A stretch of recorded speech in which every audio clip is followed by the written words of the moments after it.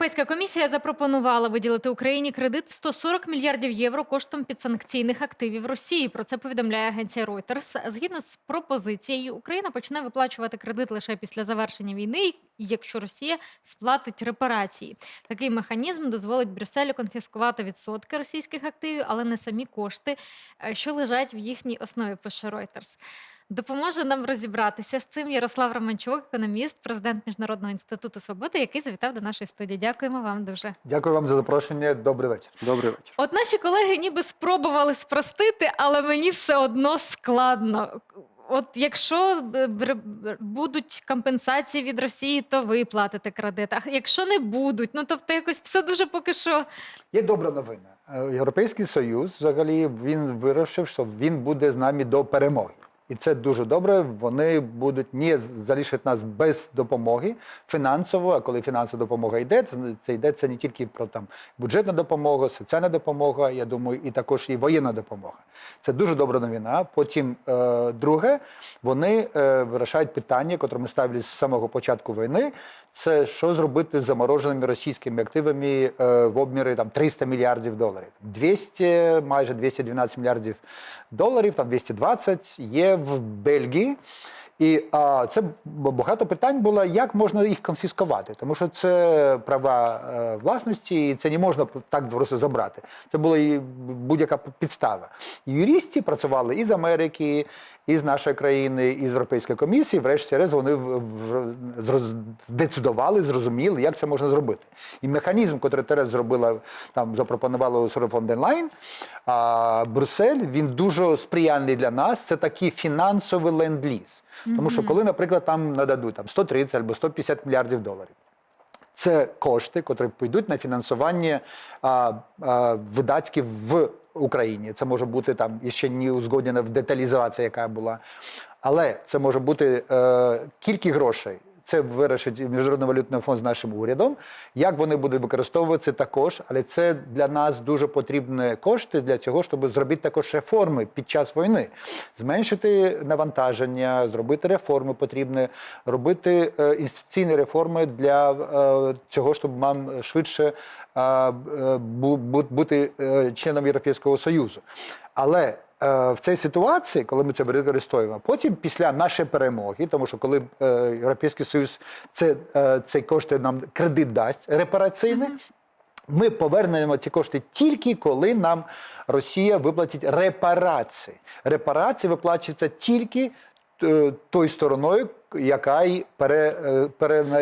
Але поки не виглядає так, що Росія буде платити нам репарації. Для нас це потрібна надія, потрібна підтримка фінансів і майбутнього. І коли Європейський Союз нам дає кошти такі з заморожених російських активів, каже, Росія цих коштів не отримає до тої пори, коли він не виплатить репарації, а в репарації виплачає тільки та країна, яка капітулює війну, програє війну. І тому це такий потужний наш посил інформаційний на майбутнього, а також, я думаю, що це такий також сигнал для Америки, котра там не знає, як вона допомагати буде, не буде допомагати, але це потужний сигнал Америки, що Європейський Союз з Україною над одним фронтом, супроти російської агресії, супроти агресора, і треба долучатися до цієї трансатлантичної історії.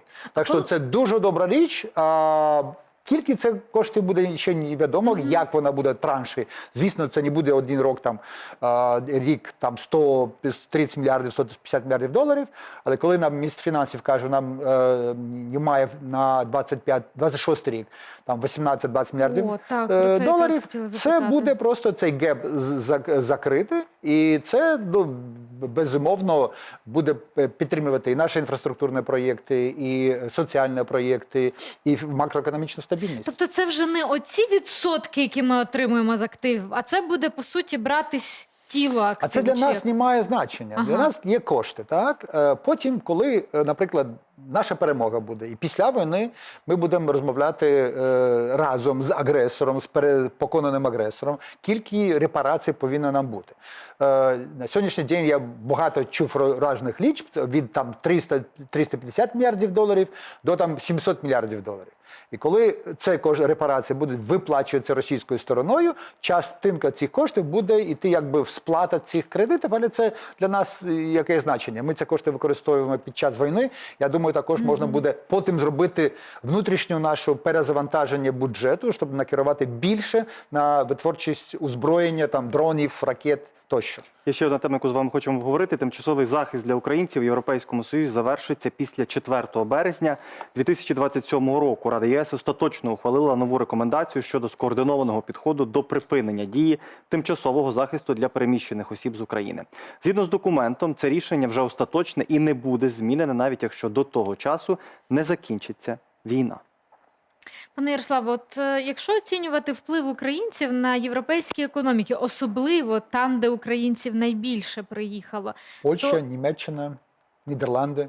як це Чехія. вплинуло на їхню економіку? А це плюс до економічного зростання, це плюс до споживання, це плюс до підприємницької активності. Наприклад, коли будете в Польщі, багато інфраструктура малого середнього бізнесу – це такий динамічний український бізнес. І коли він в Польщі, українці, український бізнес, підприємці і податкоплательщики заплатили більше, значно більше, ніж вони отримали від держави. Це баланс дуже такий очевидний. І коли всіх українців мати, так, кілька капіталу було визнано, кілька там робочої сили, кілька людського капіталу, підприємницький капітал. Коли ми врахуємо це, навіть багато різних опитань, 70-75% українців працюють там. 75%. Наприклад, є там люди-інваліди, є там діти, вони працювати не можуть. Але українські мігранти вимушені, це не про welfare, не про виплати з бюджетів, це про поліпшення взагалі ситуації на ринку праці, і ситуації з локальними бюджетами, ситуації з ринку нерухомостями. Це просто активні люди, які ці країни отримали задарма. Вони не вложили ні копійки, там ні гривни, ні долари, ні євро, а отримали кваліфіковану, дуже постійну, потужну, культурно ідентичну до європейської робочої сили. Ну і часто це люди з вищої освіту, які виїхали вимушено через війну за кордон. Так, я кажу, це людський капітал. Соціологи як кажуть, Європа старіє. Тобто робоча сила в Європі також старіє. Це там процес неминучий. Українці молодого віку, які виїхали туди, це здобуток для Європи. Чи правильно ми розуміємо? Україна в цьому економічному, назвімо це, протистоянні з європейськими країнами за людей, в цій боротьбі за людей. Програєш, зважаючи на те, що вони... Дивіться, Європа це поводить як, наприклад, клуб, наприклад, Манчестер Сіті до там будь-якої Полісся, так? Ми маємо фарм-клуб. Давайте не будемо недооцінювати Полісся. Полісся там Шахтар, звісно, ми розуміємо. Динамо, Київ немає значення. Це як є там перша ліга, там світовий рівень футболу, так? А є фарм-клуби, які там це не тільки, наприклад, до України, це стичиться там і Бельгії, і Нідерландів, там Польщі. Вони не мають таких потужних футбольних ліг. Так і ми. Наш людський капітал, підприємницький капітал, це як довели і в Америці, і в будь-яких інших країнах, це дуже потужна річ. Вони там, коли ми стратимо там 5% найбільш талановитих цих людей, це просто буде страта на десятиліття. І тому це треба не тільки там думати про будь-які пільги для українських біженців, скільки про це, як повертати потім 10 мільйонів українців. А це повертати повинно через структурну податкову регуляторну реформу. Тому що ці люди, окремо цього, що вони капітал мають, там мають зв'язки, мають там інтегровані в цю систему, потім вони можуть це до нас будь-які інші там підприємці відкрити, витворчість виробництва зробити. І потім ця мережа буде до нас, тому що тепер йде така боротьба в межах міжнародного поділу праці. І коли ми виграємо з декитаїзацією, потім з Азії капітал буде до нас йти. Потім наші конкуренти – це хто? Румунія, Болгарія, Польща, Словаччина, Чехія. І коли ми перемовини вести до цього, щоб бути в Європейському Союзі, які ланцюжки повинні бути в Україні? Ми маємо, які можемо проблеми Європейського Союзу вирішати? Перше, озброєння. Ми світовий рівень озброєння маємо, і це, звісно, добре, наприклад, Rheinmetall. Знаєте, скільки подорожали акції Rheinmetall за останні 3 роки? Сотні, тисячі %. А чому, наприклад, немає ані одної української компанії озброєння на фондовій біржі Франкфурта, Варшави, Президент заявив про Лондона? експорт, про те, що буде зараз. Треба це робити, тому що ми маємо що продавати. Потім енергія, також проблема. Ми маємо потужний енергетичний потенціал. Але треба робити так, щоб цей європейський бізнес зайшов до нас, а ми також будемо використовувати ці технології, дата-центри робити, використовувати штучний інтелект, який треба робити в Європейському Союзі. І так працювати разом. От про енергетичний потенціал, але не наш, російський, поговоримо, як наші військові його потрошку зменшують. Дрони Служби безпеки зупинили роботу нафтоперекачувальної станції в Чувашській Республіці Росії. Об'єкт розташовано за 1000 кілометрів від України, повідомляють джерела Суспільного в СБУ. За даними співрозмовників, підтверджене влучання в насосну станцію, вона загорілась. Транспортування нафти після цього зупинено було. Нагадаю, що напередодні Генштаб підтвердив і враження Афіпського нафтопереробного заводу у Краснодарському краї, де теж фіксували і влучання, і пожежу. 24 вересня дрони СБУ вдарили по заводу «Газпрому» «Нафтохім Салават» в Башкортостані. Це друге за останній тиждень. Внаслідок систематичних уражень НПЗ і нафтобаз в Росії виник дефіцит пального. Кожна 50-та АЗС перестала продавати бензин, зазначила на своєму сайті Служба зовнішньої розвідки. Пане Ярославе, от точкові, але постійні удари по енергооб'єктах Росії, як вони впливають на російську економіку В загально? масштабах.